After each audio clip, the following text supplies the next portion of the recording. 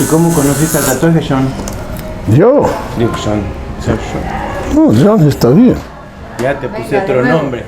No, todo bien. John. Puede ser. John, es que iba a decir. No, todo bien. John, Venga, todo de bien. nuevo la pluma. Juanito. Juanito. ¿Cómo conociste el tatuaje, Juanito? Pues yo nací en 53 y yo fui adolescente en los años 60. Y entonces en esa época tatuaje no era algo muy común y corriente. Entonces, pero yo me acuerdo cuando yo era muy chico,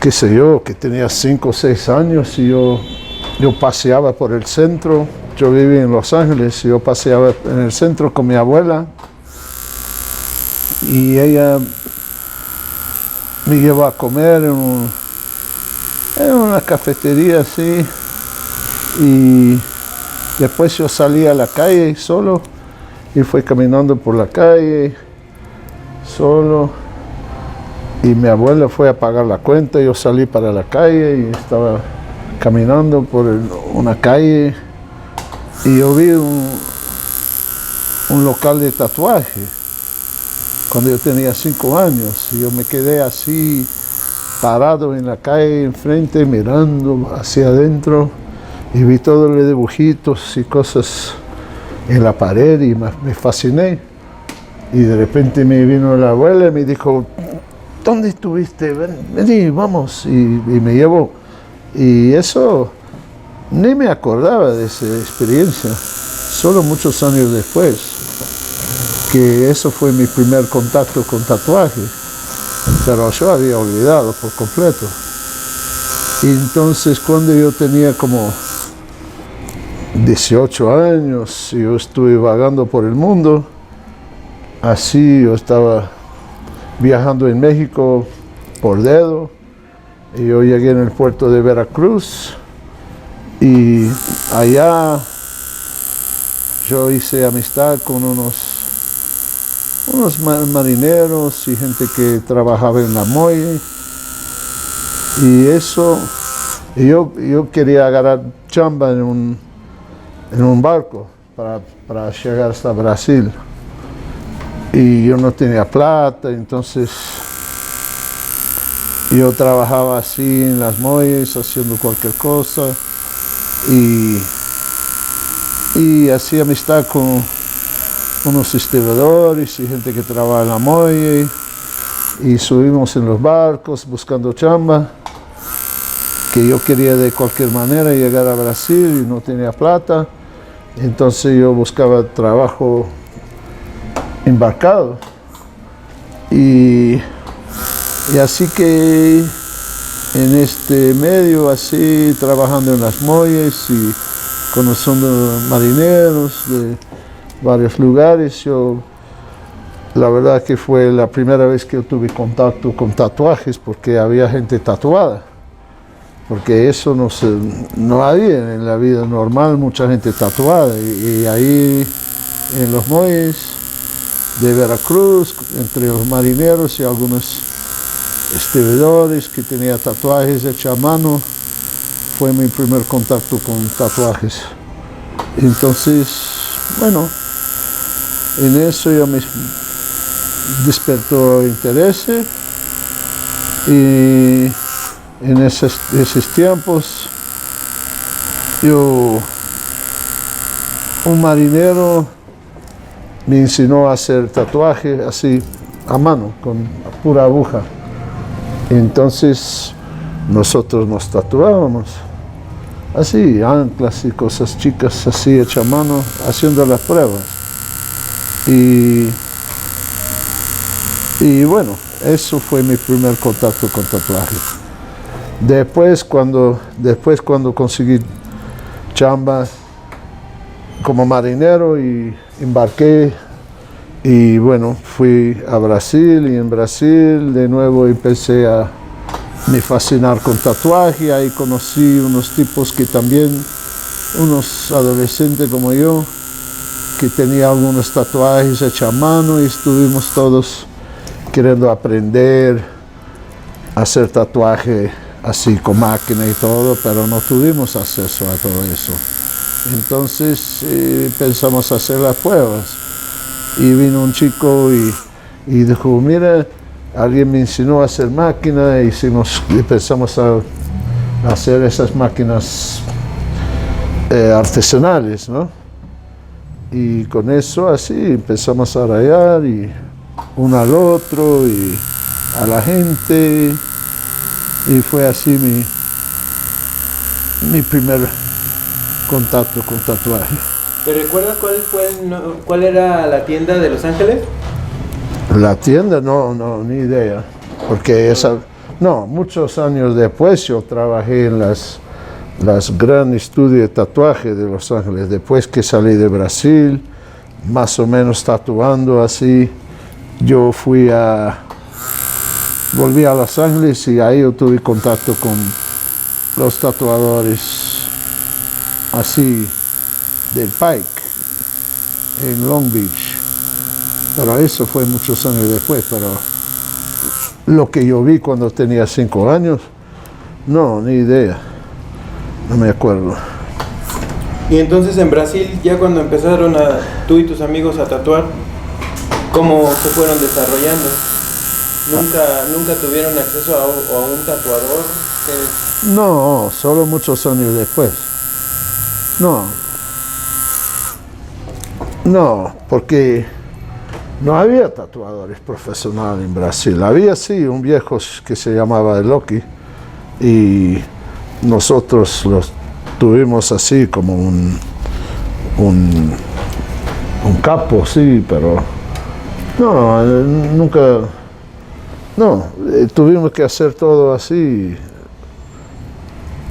por cuenta propia. Después que ya estaba rayando algunos años, haciendo tatuajes mal hechos así, más o menos, yo decidí viajar a los Estados Unidos para tratar de aprender con gente que sabía tatuar, ¿no? Y ahí yo hice amistad con Bob Shaw y toda esa gente, me dejaban así frecuentar el estudio, ¿no? Y ahí yo ayudaba con cosas, iba a buscar comida y limpiar los baños y todo eso. Y ahí yo empecé a observar y aprender así, de esta manera, ¿no? ¿Cuál fue el primer estudio al que llegaste en Estados Unidos? El Burt Grimm. ¿El de Burt Grimm? ¿El del Pike? Sí. Pero ahí no estuviste trabajando. Bueno. Sí, me pusieron a trabajar. Sí, me enseñaron algunas cosas y me vendieron unas maquinitas y yo aprendí on the job training, así. Sobre la marcha. No tuve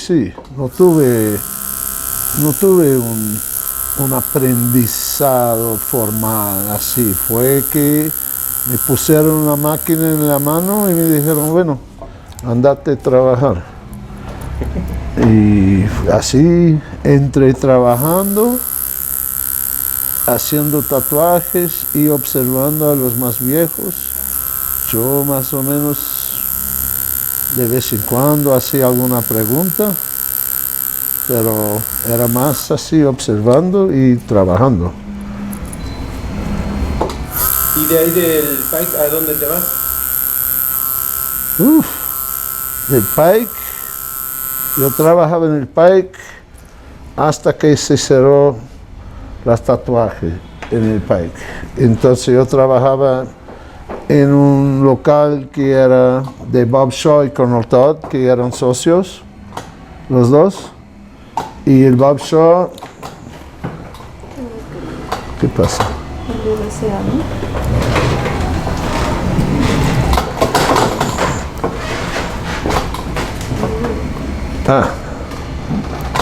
No.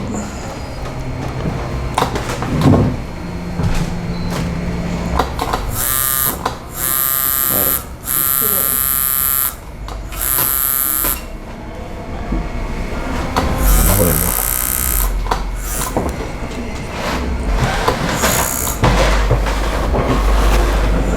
Y bueno, yo trabajé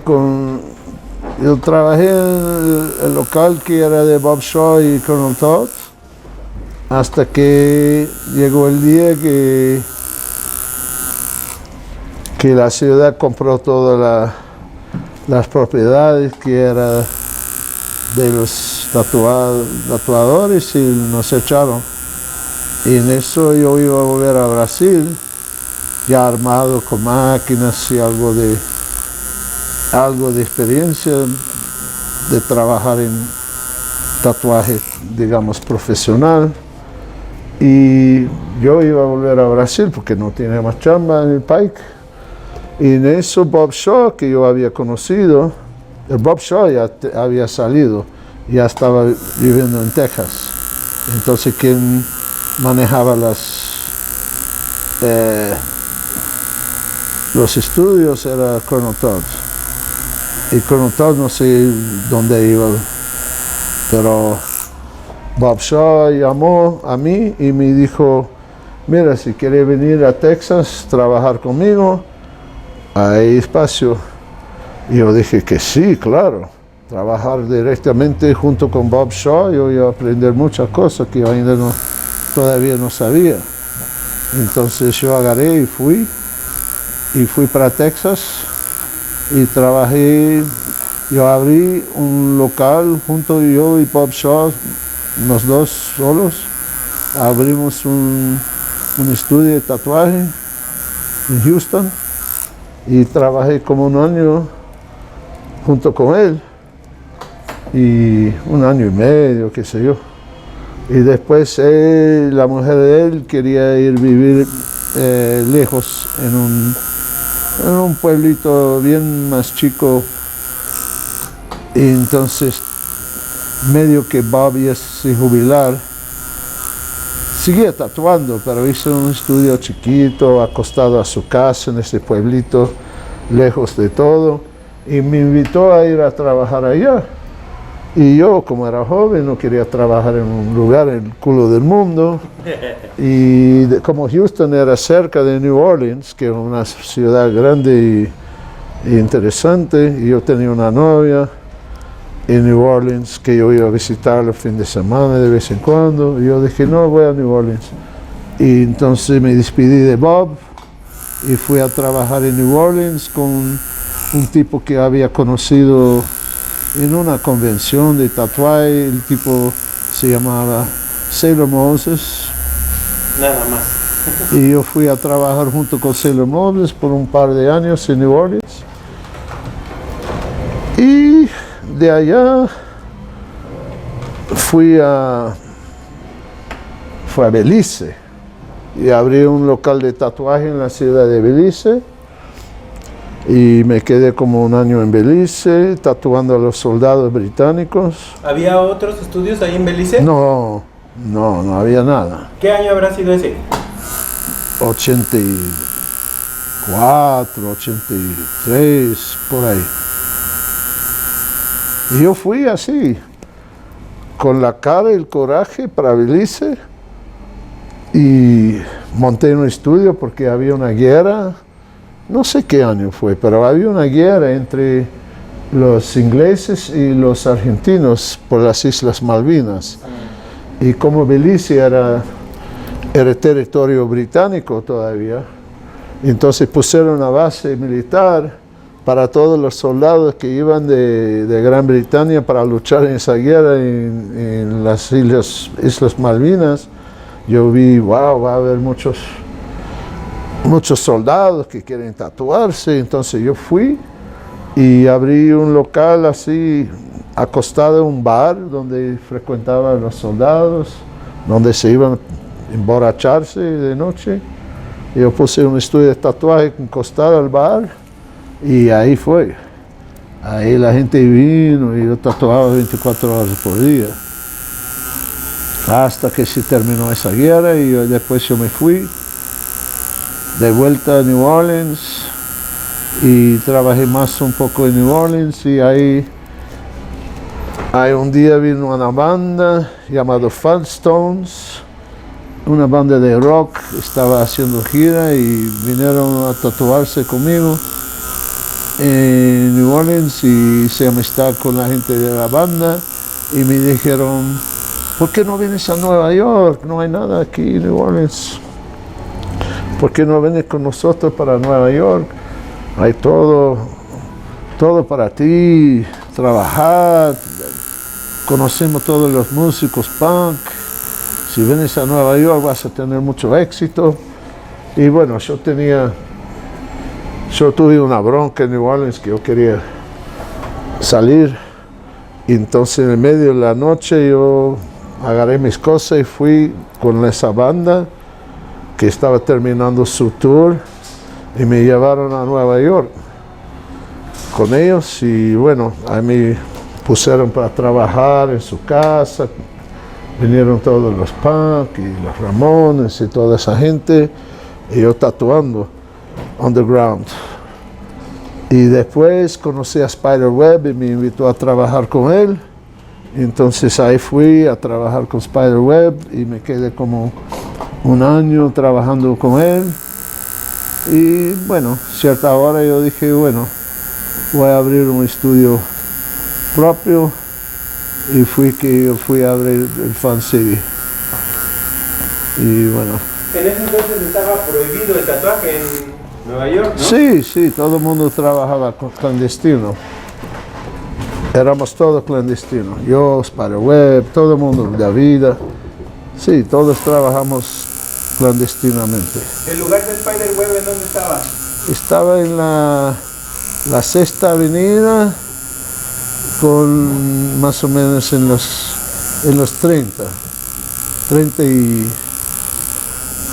31 con la Sexta Avenida, encima.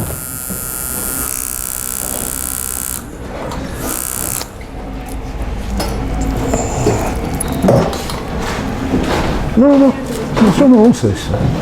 No. Los old timers nunca vieron eso. ¿No? Nadie. Si yo mostraba eso para Bob Shaw o al altar, le dirían, ¿qué carajo es eso? ¿Para qué sirve? Eso es algo nuevo. Entiende, yo paré de tatuar hace 23 años. Y en el tiempo que yo paré de tatuar no existía ni eso, ni nada. Ni esas máquinas. Bueno, existían, sí, pero nadie lo usaba. Entonces yo volviendo a tatuar ahora estoy encontrando un mundo lleno de costumbres que yo no conozco. Todo trabajaba así. Y entonces regresándonos a Fun City, ¿desde un principio se llamó así el lugar?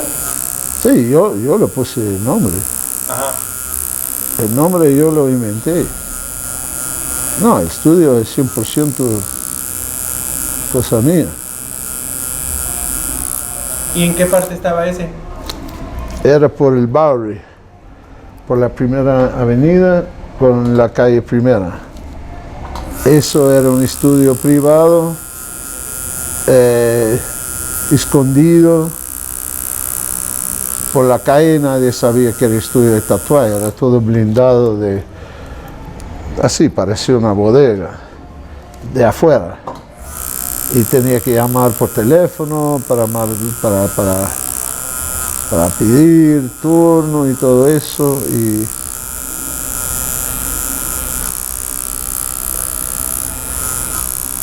Y bueno, ahí tatuaba yo solo por unos años y después vino Philip Liu a trabajar conmigo allá. Y estuvimos nosotros dos en un estudio como del tamaño de ese cuartito así, cubierto de flash viejo de los años 30 y 40 que yo había adquirido de los viejos. Y era un lugar así, súper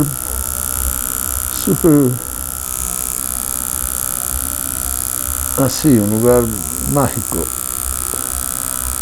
Y ahí recibimos la gente por cita anticipada, anticipada. Y bueno, ya había mucha demanda porque nosotros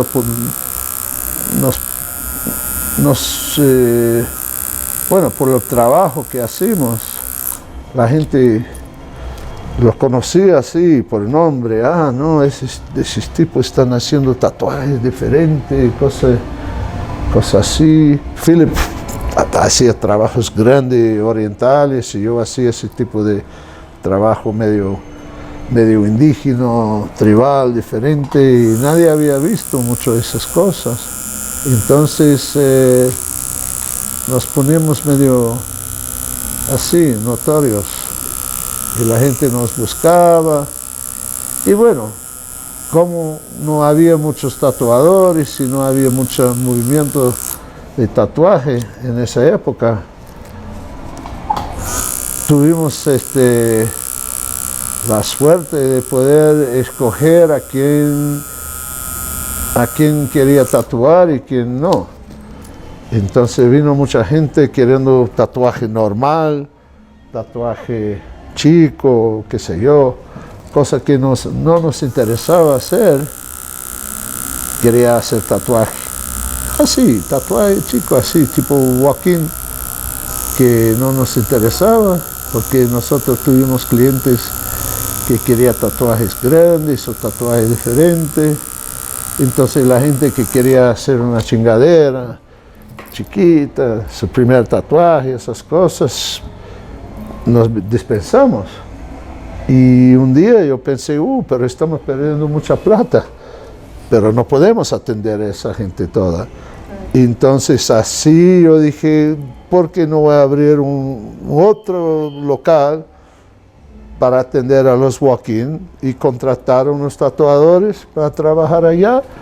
Y me van a dar un porcentaje de su plata, y con el nombre que ya era famoso de Fan City, atraemos muchos clientes, y así pusimos el Fan City 2, que era el Fan City para walk-in.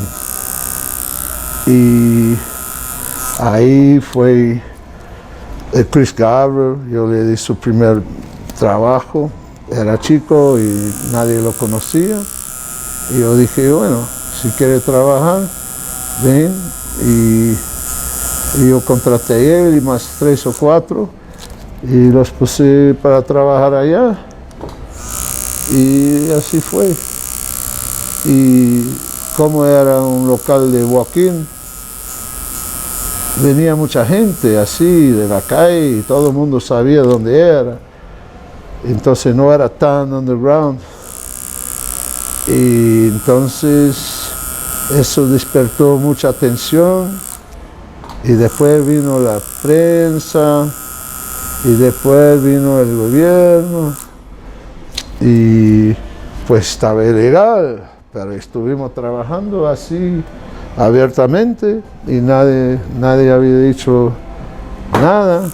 Y vimos que la ley era medio una ley obsoleta, y ahí se juntó unos tatuadores que tenían envidia de nosotros y lucharon para legalizarlo, para que ellos también podían trabajar, porque en esa época éramos los únicos, casi. Había sí, unos David, Spider, pero todos nosotros nos conocimos, pero sí un tipo iba a tratar de abrir en nuestro barrio, lo explotamos el local.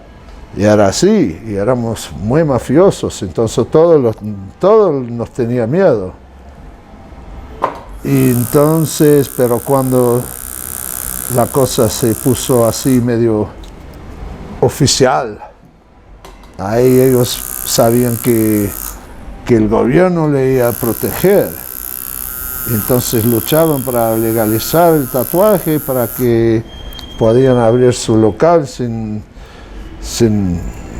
que tenía que tener miedo de que nos iba a echarlos, ¿no? Entonces pidieron protección al gobierno y lo pusieron legal, y yo fui el instrumento que los incentivó a legalizar tatuajes, pero no fue mi intención. Yo no quería verlo legalizado, pero una consecuencia de la visibilidad que nosotros tuvimos, que se tornó inevitable la legalización de tatuaje, pero eso nunca fue mi intención. Para mí era mejor que estuviera siempre underground, porque cuando estaba clandestino no tuvimos que lidiar con burocracia, no tuvimos que pagar impuestos, éramos como los narcos, así, medio trabajando era nuestra onda y bueno, después que se puso legal, ahí entró toda esa burocracia y todo el gobierno pidiendo plata y todo lo que sabemos que nadie quiere. ¿Y por qué con Philip Blue? ¿Dónde lo conociste? Lo conocí, no me acuerdo dónde. Vino para Nueva York. Philip estaba trabajando en Los Ángeles. No, estaba trabajando en San Francisco con Ed Hardy.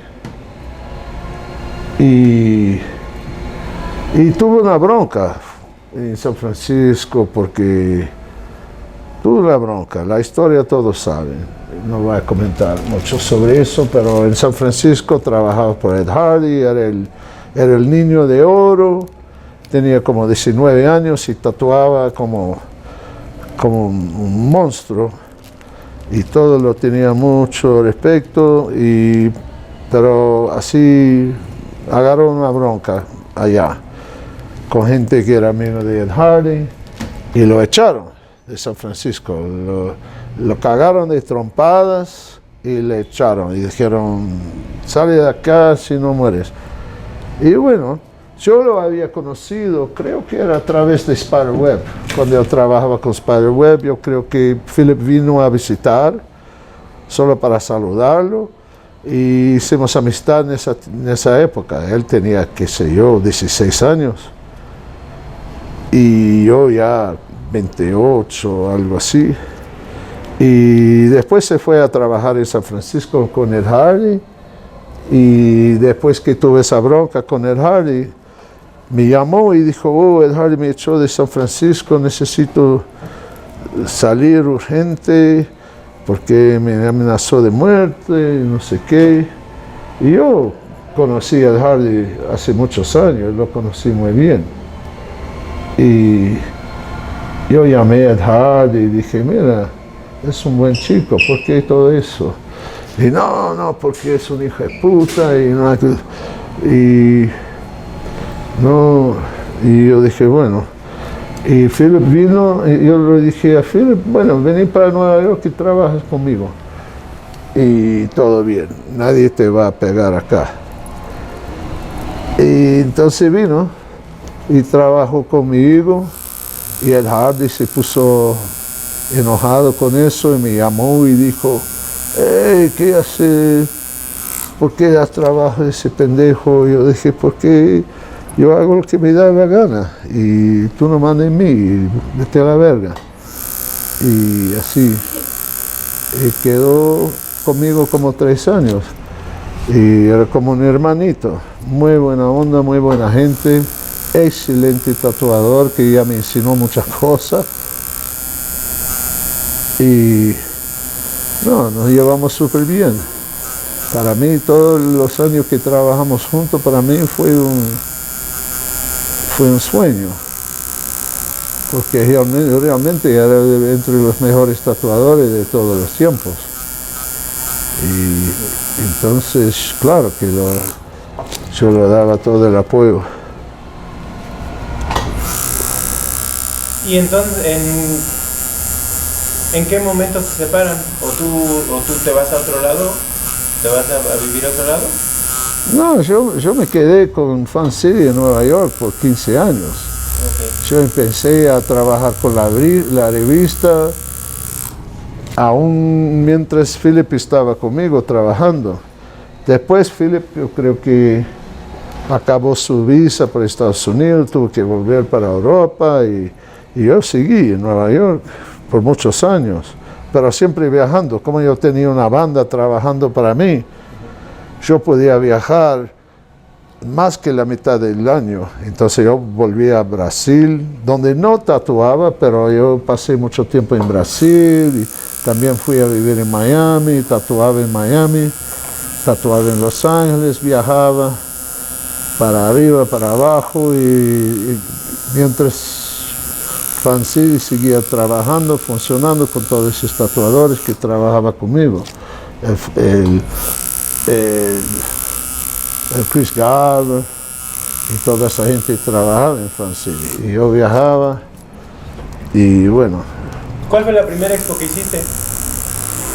No me acuerdo, pero fue uno que Bob Shaw me llevó en los años, en el inicio de los años 80, no, fue el Queen Mary, en 82 o algo así, fue en el barco Queen Mary, donde estaba el Hard y estaban todos los grandes y yo ya trabajando para Bob Shaw ahí, en el Pike, y después fui a varios otros.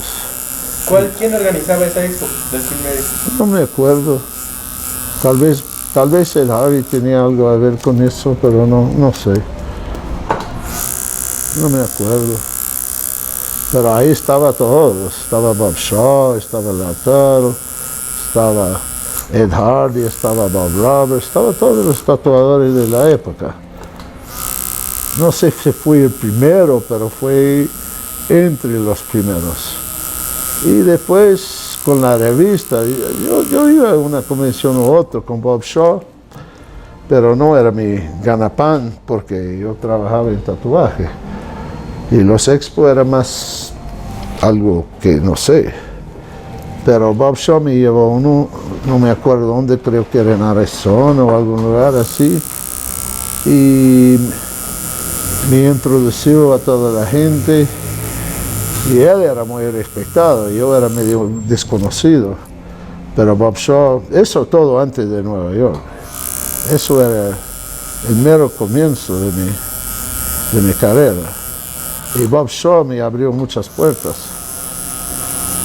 Me llevando a conocer mucha gente y siempre hablando bien de mí. Entonces la gente me quería conocer porque Bob Shaw dijo, no, eso es mi sobrino. Y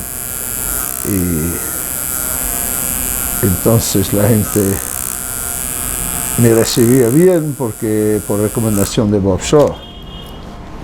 Bob Shaw fue como un padre para mí. En tatuaje y me enseñó muchas cosas, me abrió muchos caminos. Pero en realidad no son familia, él te agarró como tu familia. Sí, me agarró, me adoptó. Como yo no tenía padre y Bob no se llevaba muy bien con sus hijos, entonces medio que me adoptó. Pero sabía que si me introdució a la gente como un hijo, sus hijos legítimos, y me iba a cagar de trompada. Entonces dijo a todo el mundo que yo era su sobrino. ¿Y la idea de la revista de quién fue? O sea, o de dónde sale.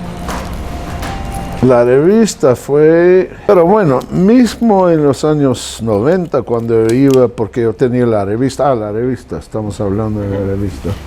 Bueno, la revista es que, como yo era muy visible en Nueva York en el inicio de los años 90 y todo el mundo me conocía como el tatuador de la vez, entonces, porque Fancidio recibía otros tatuadores también, buenos, así, no era solo Philip Blue.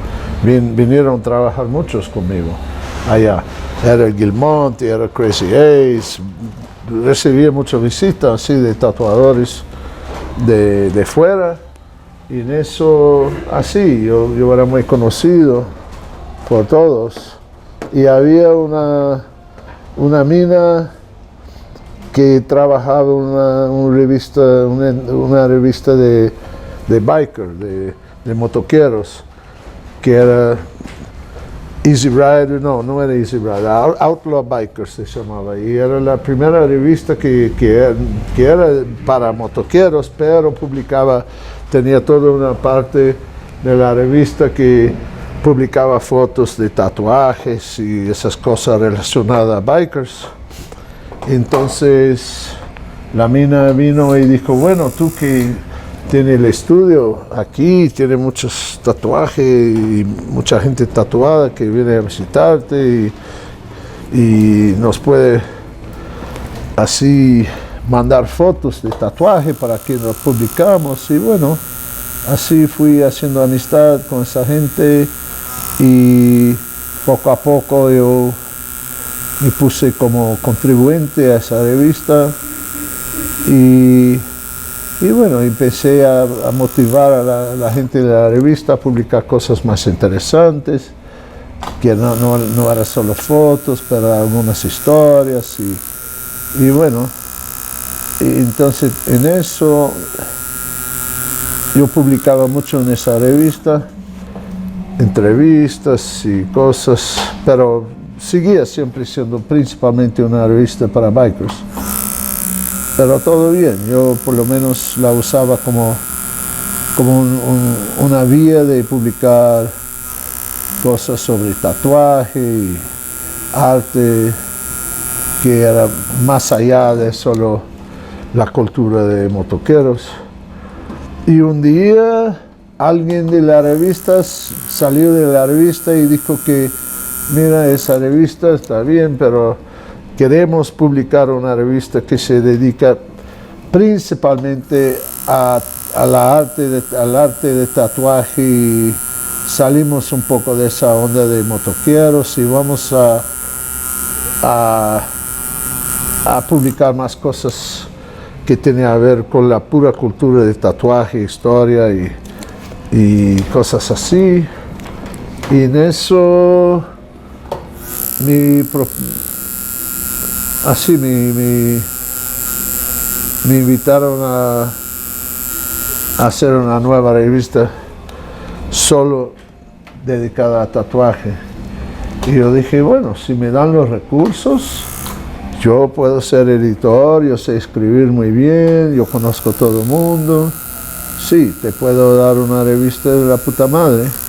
Y bueno, entonces me bancaron y me dieron esa chance y yo crié con el apoyo del editorial una revista 100% así hecho por mí como tatuador y ahí yo empecé a hacer todo, escribiendo, viajando, haciendo entrevistas con viejos tatuadores y algunos nuevos y publicamos muchas cosas y eso es la revista que ustedes conocieron en los años 90, International Tattoo Art. Y bueno, yo me quedé como el jefe de esa revista por algunos años hasta que llegó la polémica de propaganda para vender tattoo supplies.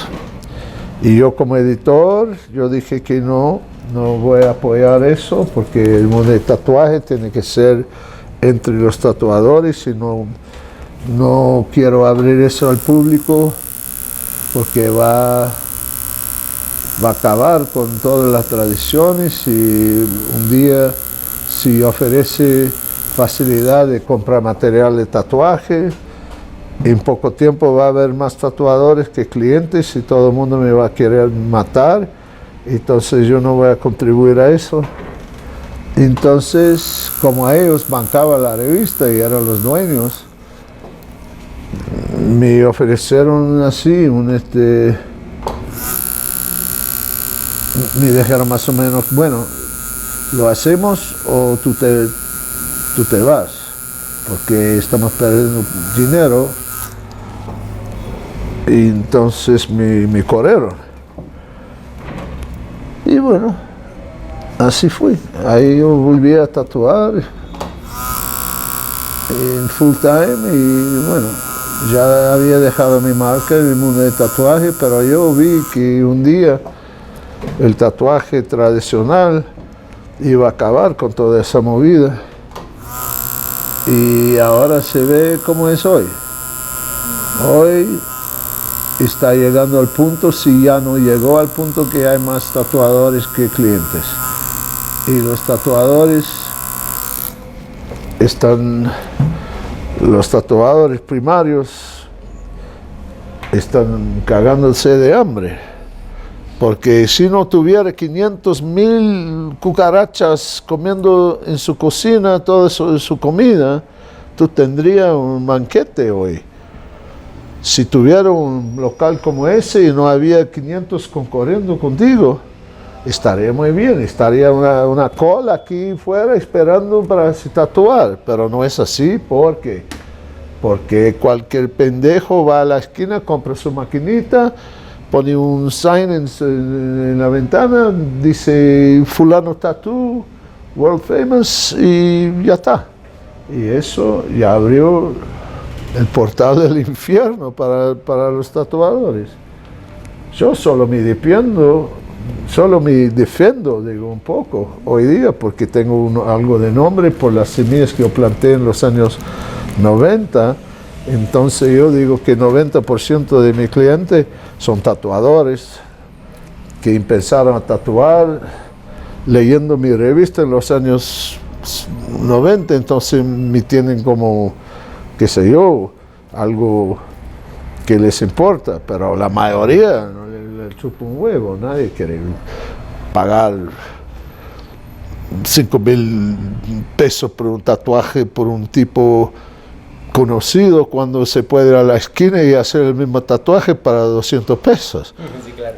Entonces ya está. Y entonces la historia es esa. Antes de esa revista, ¿habías conocido otra revista que solo se especializara en tatuaje? Bueno, había el Tattoo Time de Ed Hardy, pero no era una revista que se conseguía en cualquier esquina. La diferencia es que la revista que pusimos era una revista popular, que por lo menos en Estados Unidos se compraba en cualquier esquina donde vendía diarios. O sea, digamos, tú Lo de Ed Hardy era más de élite, lo tenía que comprar así por pedido, por correo, qué sé yo, pero mi revista, tú ibas a comprar el diario y comprar la revista en el mismo lugar, y tenía en cualquier esquina la revista, ¿no? Entonces no había otra revista, no existía. Existía Tattoo Time, que era una puta revista buena, pero no era bueno. Era más como un librito que salió una vez por año y era muy difícil de encontrar. Y más en esos días, ¿no? ¿Ah? Y más en esos días. Sí, no existía revistas de tatuaje. Después se puso en la moda y después se puso así como algo popular, pero no era algo muy fácil de conseguir. Entonces tu revista salió, la Tattoo International salió antes que la Tattoo Magazine, la de Easy Riders. No, Easy Rider existía, pero era una revista de motoqueros. Después pusieron Easy Rider Tattoo. Ajá. Pero no tenía nada de historia, entrevista, era tatu, fotos, pero no tenía nada de alma para la comunidad de quien le interesa realmente con tatuaje. Era algo más banal. No sé si existía antes o después, pero de todo modo no era nada así que... Como lo que tú estabas haciendo. No. Ahora, no sé, porque son muchos años que yo salí de este mundo, entonces yo no sé qué hay, que vino después, porque no me interesaba. Mi foco era tatuaje y después que yo dejé de tatuar, mi foco era escribir libros, entonces yo no presté mucha atención en lo que estaba pasando en el mundo del tatuaje, yo salí fuera. Yo me quedé 25 años alejado del mundo del tatuaje. Y antes de la revista, ¿tú ya escribías algo con respecto Sí. a cualquier cosa? O sea, ¿desde cuándo te diste cuenta que No, yo podías siempre, ser escritor? no, yo siempre fui escritor, de este chico. desde adolescente. No. Mi sueño era de un día escribir un libro. Entonces yo siempre me interesaba por literatura y cuando yo salí del mundo del tatuaje era para escribir libros. Entonces, así fue. ¿Y recuerdas cuál fue la primera cosa que escribiste con respecto al tatuaje? No, la revista. Pero no me acuerdo, no.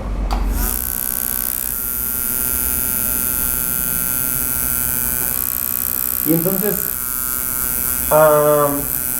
empiezas a ver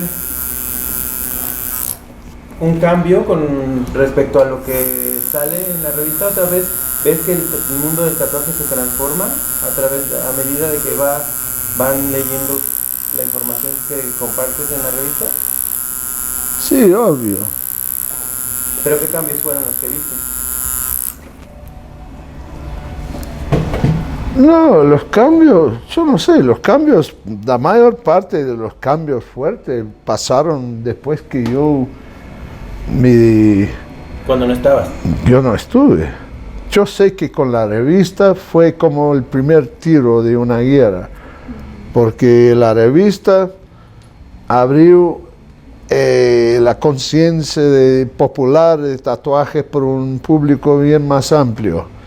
Y después vinieron los programas de televisión, y después vinieron muchas convenciones, y después vino otras revistas, y después empezaron a publicar libros, y después fue una bola de nieve que hasta hoy ya está consumiendo el mundo. El tatuaje se puso una cosa así súper popular y súper común y corriente en el mundo de hoy.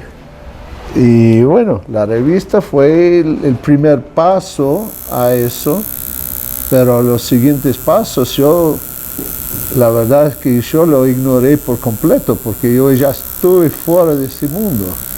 Yo me distancié por completo, por 20 y pocos años. Yo no quería ni ver un tatuaje, yo no quería ni saber quién está tatuando, a mí no me valía verga todo eso. Yo apenas volví a tatuar ahora hace un año. Y eso porque los tatuadores me invitaron. Me empezaron a llamar, me invitaron, no, vení a visitar nuestro estudio, que tenemos 20 tatuadores aquí, todos quieren tatuar contigo y te van a pagar muy bien y pagamos todo para ti, que venga y todo más. Si no fuera eso, yo no volvía a tatuar.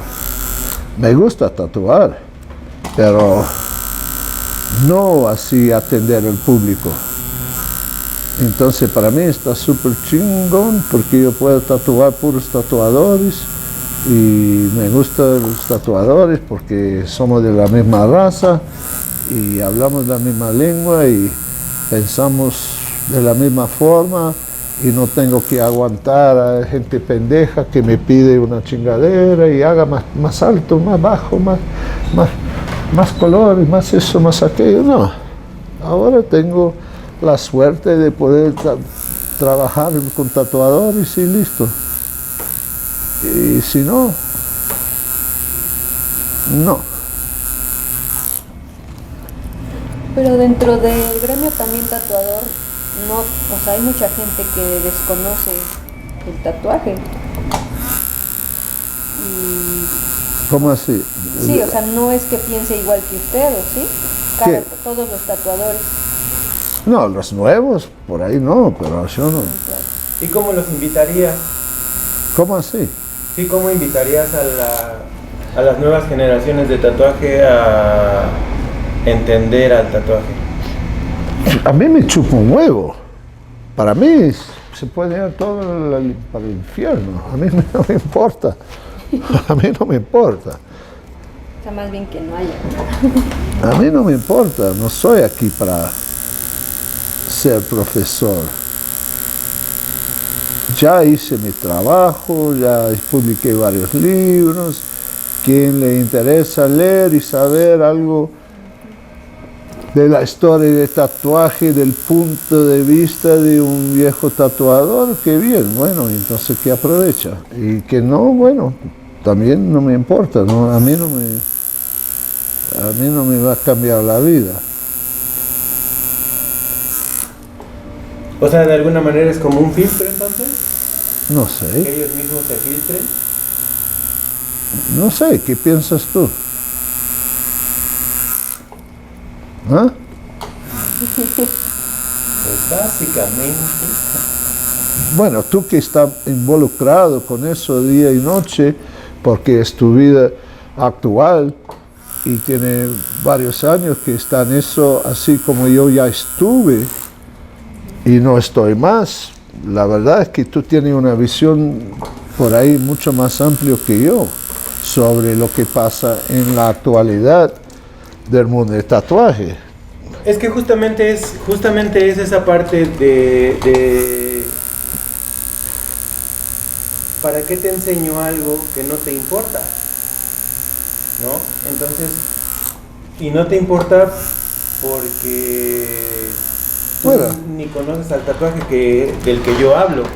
Sí, pero siempre va alguien que le importa y que no le importa, bueno, chao. Claro. Pero siempre va alguien que dice que le interesa saber y otros no. Y bueno, cada uno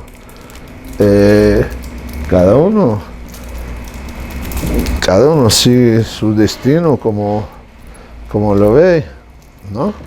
O sea, es solo hacer el trabajo y que el que lo logre entenderlo lo busque y lo aprenda. No sé, ¿qué te parece? Tú conoces mucho más sobre ese mundo de tatuaje, ese mundo moderno de tatuaje que yo. Mi historia, yo conozco el tatuaje como era, tú conoces el tatuaje como es. Yo la verdad, no sé, soy medio hombre de las cavernas. Los lugares donde yo voy a tatuar es porque yo soy invitado por tatuadores que les importan toda esa historia y todo, y entonces yo vivo en un mundo medio cerrado. Yo no tengo contacto con la nueva generación. Yo no sé quién es quién en el mundo de hoy. Yo tengo contacto más con gente como tú, que tiene ya una base de historia, de tatuaje, y conoce el mundo del tatuaje y ahora la lleva para el futuro. Pero yo no tengo contacto con ese mundo. El único contacto que yo tengo es a través de ustedes, que son más o menos una generación entre la nueva generación y mi generación, ¿o no? Sí. ¿Cuántos años estás tatuando? 30. 15, no, más, 30. Bueno, 30 y nosotros más para 50. Entonces, si estás 30 años tatuando y pensaste tatuar bien en el tiempo que yo y tantos otros éramos así los pioneros, así, llevando la cosa un paso a cada vez para la modernidad, pero después le pasamos la bola a ustedes y ustedes que fueron a llevarlo para adelante, ¿o no? Es algo así.